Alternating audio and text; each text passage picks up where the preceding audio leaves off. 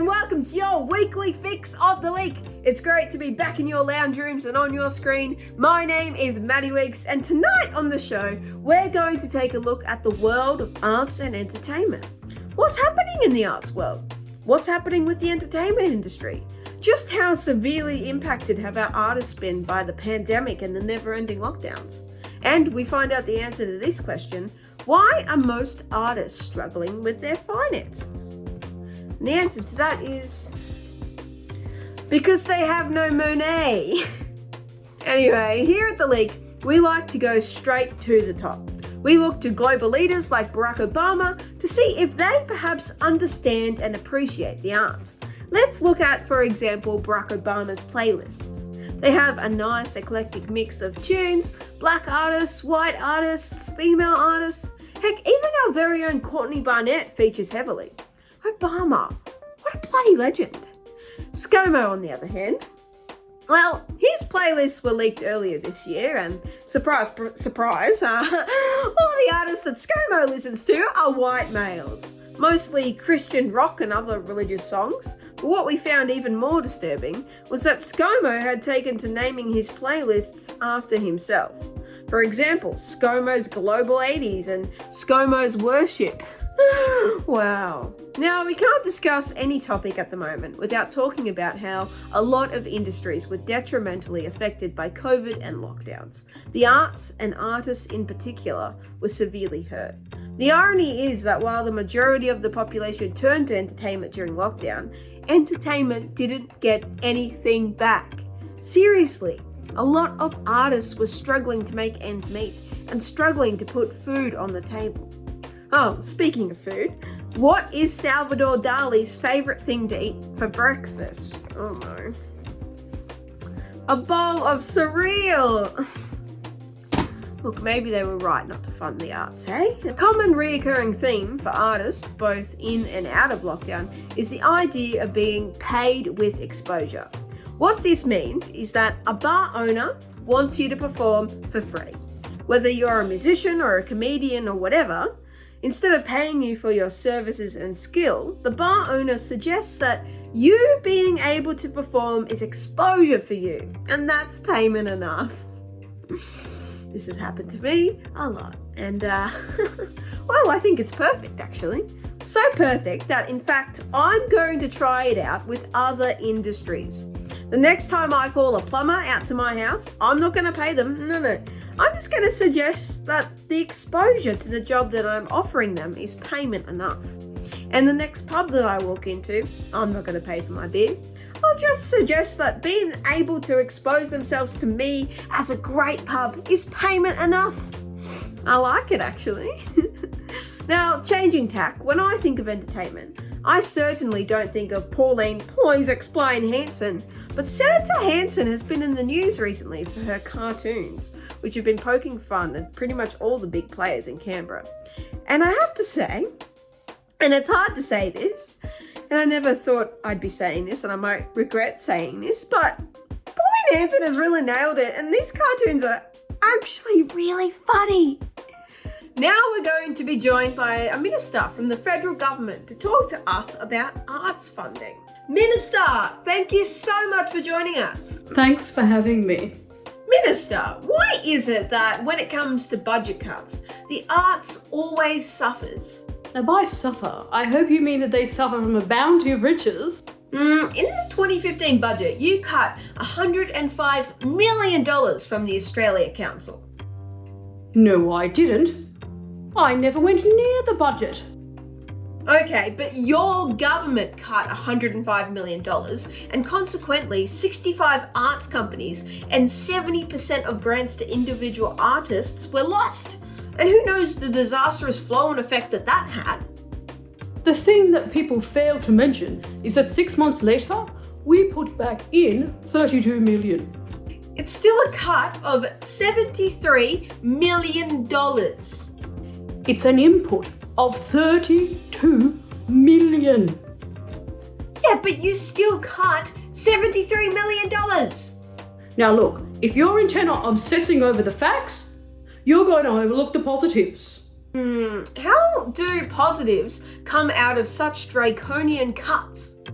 The only thing we're drank-coking about is championing the arts.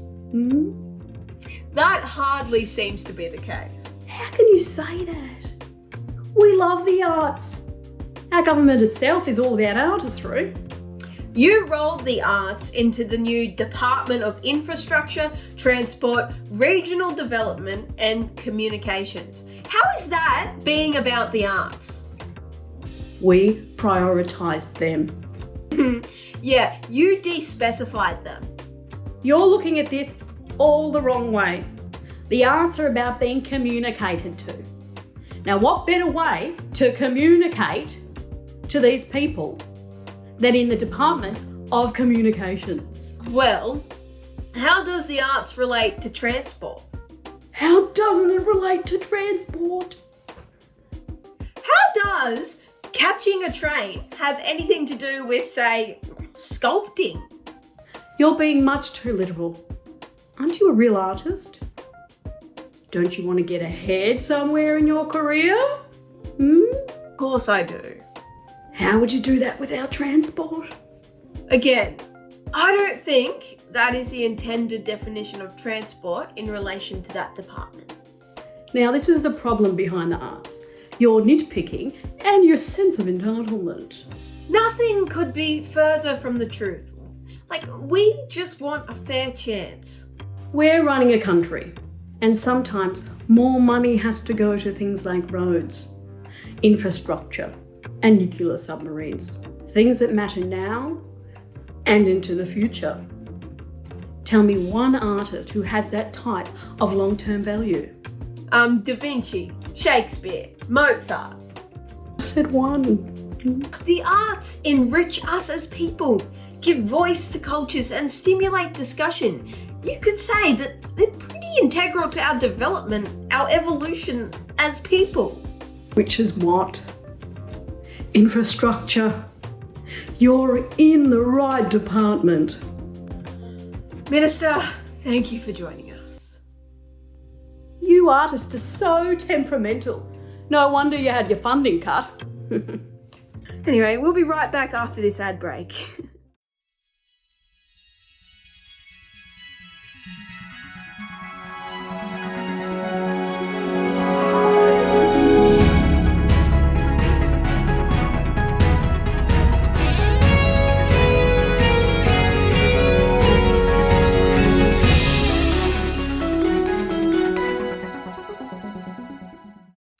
Making it as an artist is tough. Joining us via satellite from Stratford-upon-Avon is copywriter and aspiring playwright Will. Theatre is an especially tough field to break into right now. How are you making ends meet? Through the penning of copy for advertisers, good Maddy. Come now, and partaketh in my newest play. An ad for coupons. It is now in its latest draft. Discounts, bargains, money savers. Find forth thine coupon savings with bargains. Selecteth and track thy minion retailers, and receiveth alerts when new deals do droppeth.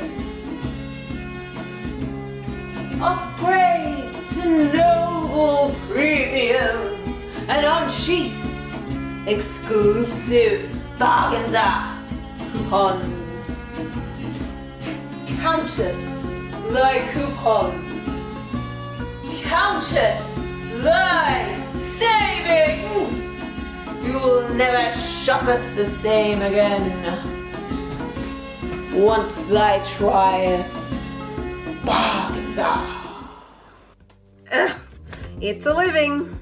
Some people think that the problem with the arts and entertainment industry is the newsworthiness of them. Here at The Leak, we believe that the arts are newsworthy and should be given more airtime.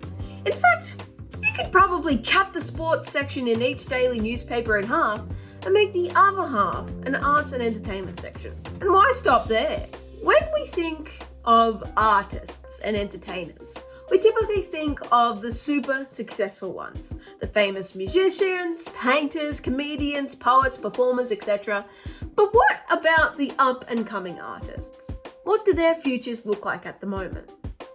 Let's look at TV writers in Australia.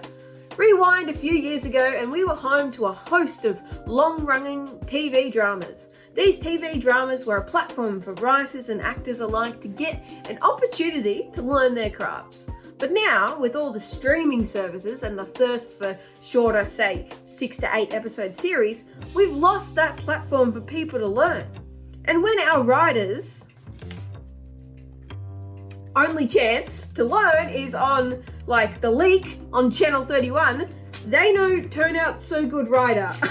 Sticking with TV for a moment, we've also seen the dawn and blossoming of reality TV, from shows like Big Brother to The Block and other riveting dramas like The Bachelor. Where and when will it end, people? How are there so many young, single, attractive farmers out there who want a wife? I can't stand most of the people I meet, so how are there people willing to be married at first sight? Is Squid Game just a matter of years away? If it is, maybe then there'd be Celebrity Squid Game and all of the lovely folks from Pauline Hanson's new cartoons could go on it. Hey, I'd probably watch that. The good folks in Canberra are responsible for a lot of the funding, or lack thereof, for the arts. And it's an interesting thing to look at, money and art. You could argue that art in itself should be an unbiased expression of the artist. But if the art is being funded by someone, and that artwork has to fit into a bias of the funder, is it still art? Going back historically, the Catholic Church funded a lot of artwork, which obviously then portrayed the church in a good light. In America, the Pentagon helps fund films that portray the US military in a good light. Will Trump start funding films that say climate change isn't real? In Australia, will our mining magnates start funding films that show miners as noble saviours? Where does art end and propaganda begin? That line shouldn't be so fine. Speaking of, we're now going to be joined by Twiggy to talk all things pitching. I'm joined now by Twiggy, an industrial magnate branching into film. She's going to pitch a movie to us here at The Leak for our yay or nay. Twiggy, thanks for joining us. Hey Maddie, thanks for having me on. Let me just pick up on something though, straight away. This is not a movie, this is a documentary. Movies deal in fictions, but documentaries deal in truths. Oh, alright, sorry. Well, hit us with your pitch. The year is 2022. The world is in turmoil. Hysteria and scuttlebug reign supreme. Oh, because of the pandemic? Because of an energy shortage, all the world's leaders come to a summit. They unite. They come to an inescapable conclusion that if we are to live on a sustainable planet, if we are to survive as a people, we need fuel. Okay, so the documentary's about renewable energy. That's right. It is about energy. Renewable? Mining. Mining is neither new, nor is it the future. It's also a finite resource. Propaganda. We will show that there is always more earth to dig. There are plenty more forests, and there's always the ocean.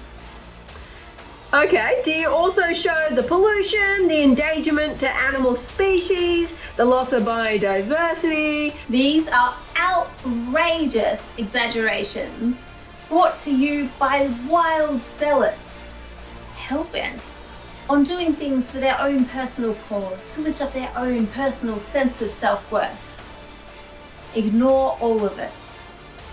Okay, so caring about the planet is a trap.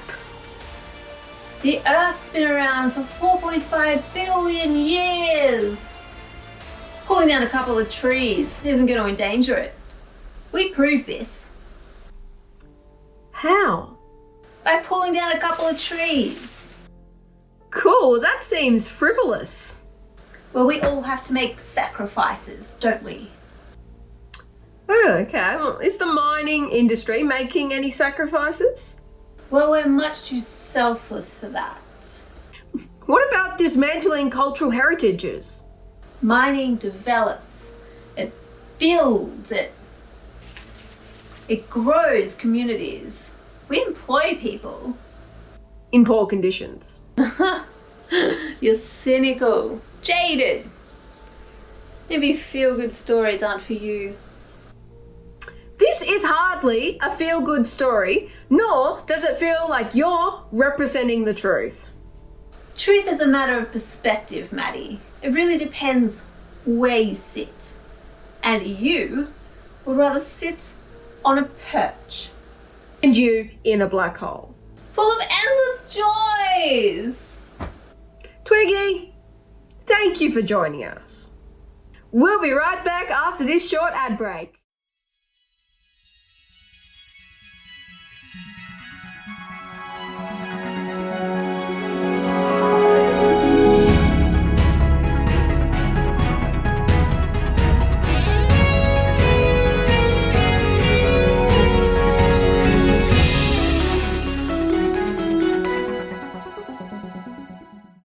Joining us from New York is a conceptual artist, Andy, to tell us about his new project. Something about Campbell's soup cans? Oh, hey Maddie. No, not Campbell's soup cans. Non-fungible tokens of Campbell's soup cans. How do you make an NFT of a soup can? Or Yeah. how do you make a soup can into an NFT? I think you answered your own question there, Maddie. I mean, either way, you're not selling a soup can, only a representation of a soup can, in a digital, completely non-tangible method of delivery. There is nothing remotely soup-like or can-like about it. I don't... Oh my god, you're good. You totally get it. Somebody get me some soup! You know, Maddie, I believe that one day in the future, everybody will get their 15 minutes of NFTs. I know that saying. Don't you mean famous for 15 minutes? I really want soup now. Wow. I think NFTs are a lot more interesting than minutes, Maddie. I thought you got it, but that's okay. Just when my blood sugar is low. Oh, and it looks like we've got another artist on the line, actually. Can we put them through? Welcome, Mr. Da Vinci. Mr. Da Vinci, could you tell us a little bit about...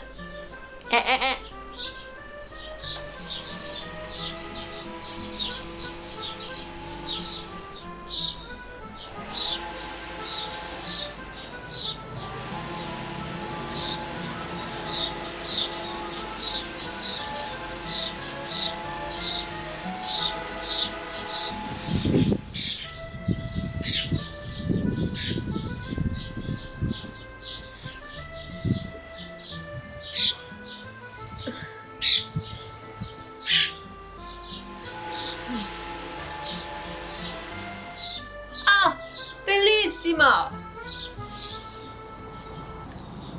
Holy fuck! That's amazing!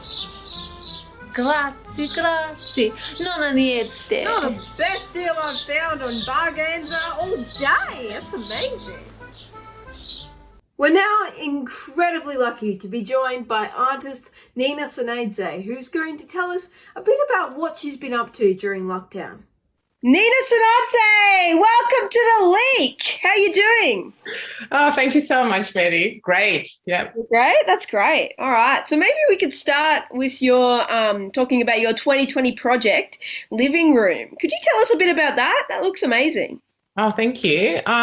So quite soon after the first lockdown, 2020, I sort of felt like I had to change my mediums and do things differently and connect with community of artists and do something that would inspire others and myself through this sort of sense of connection. And it had to be based in a house as we were all locked up. So I reached out to friends, but also I think this idea of the living room sort of came to me earlier when I was sort of through conversations and observations and finding out the jobs that artists do behind the scenes. And so the series it's currently an ongoing series. I already made 18 films.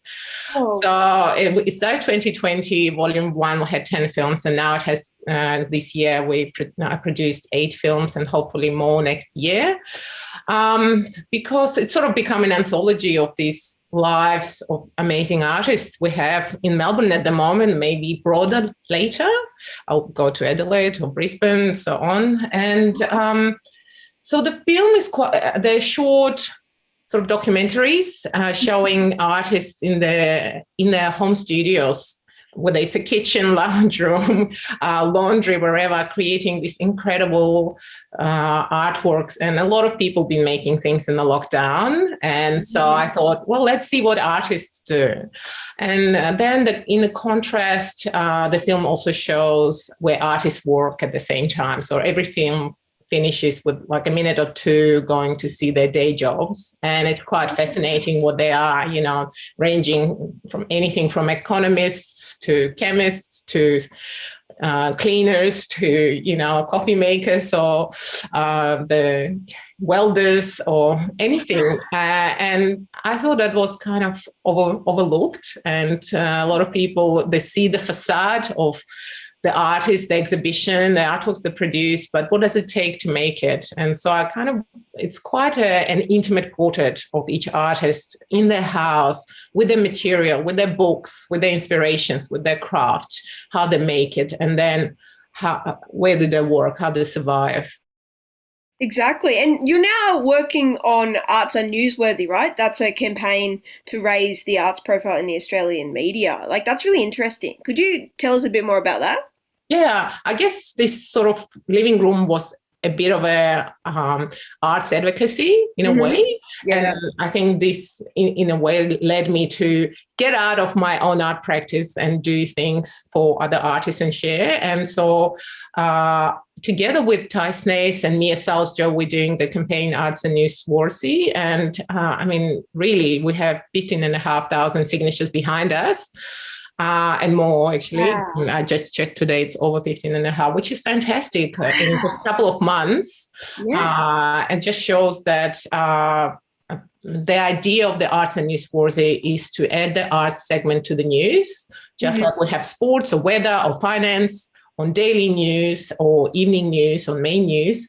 We want to, would love to see the arts covered, and not just one peculiar story, now and then or once a week. We'd like that covered in its entirety, the literature, the performance, the visual arts, like they do with sports and the cricket and the tennis, and sort of, going through.